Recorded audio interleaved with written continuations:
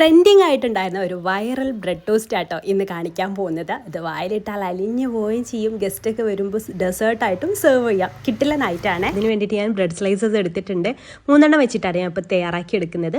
അപ്പോൾ അതിന് എനിക്ക് മെയിനായിട്ടുള്ള വേണ്ട ഇൻഗ്രീഡിയൻറ്റ് ഐസ്ക്രീമാണ്. ഞാൻ വല്ല ഐസ്ക്രീമായിട്ടും എടുത്തിട്ടുള്ളത്. അതൊന്ന് ഇതുപോലെ ഒന്ന് അലിയിച്ചെടുക്കാം. പെട്ടെന്ന് അരിഞ്ഞ് കിട്ടണില്ല എന്നുണ്ടെങ്കിൽ ഒരു 30 സെക്കൻഡ് ഓവനിൽ വെച്ചാൽ മതി കേട്ടോ, മൈക്രോവേവ് ഓവനിൽ. ഇനി ഒരു പാൻ വെച്ച് ചൂടാക്കിയ ശേഷം അതിലേക്ക് നെയ്യോ ബട്ടറോ ഒന്ന് മെൽട്ടാക്കി എടുക്കുക. എന്നിട്ട് ഈ ഒരു ഐസ്ക്രീം മിക്സിലേക്ക് ഒരു ബ്രെഡ് നന്നായിട്ടൊന്ന് കോട്ട് ചെയ്തിട്ട് അതിലേക്ക് അങ്ങ് വെച്ച് കൊടുക്കുക. എന്നിട്ട് നമ്മൾ നോർമൽ ബ്രെഡ് ടോസ്റ്റ് ചെയ്യുന്ന പോലെ ടോസ്റ്റ് ചെയ്തെടുക്കുക കേട്ടോ.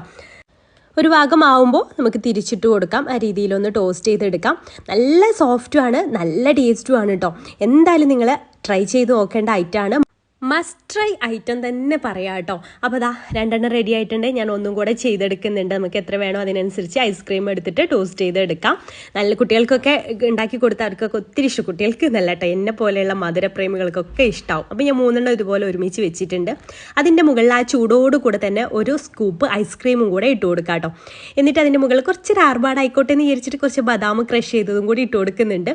അതും കൂടെ ആകുമ്പോൾ നല്ല ടേസ്റ്റിയാണ്. എന്നിട്ട് ആ ഒരു ചൂടോടുകൂടെ തന്നെ ഇതിങ്ങനെ ആ ഒരു ഐസ്ക്രീമിൽ ഇങ്ങനെ ഡിപ്പ് ചെയ്തിട്ട് കഴിക്കുമ്പോൾ പ്രത്യേക ഒരു ടേസ്റ്റാണ് കേട്ടോ. എന്തായാലും ഒന്ന് ട്രൈ ചെയ്ത് നോക്കുക. ട്രൈ ചെയ്ത് നോക്കുന്ന സമയത്ത് ഫീഡ്ബാക്ക് അറിയിക്കണേ.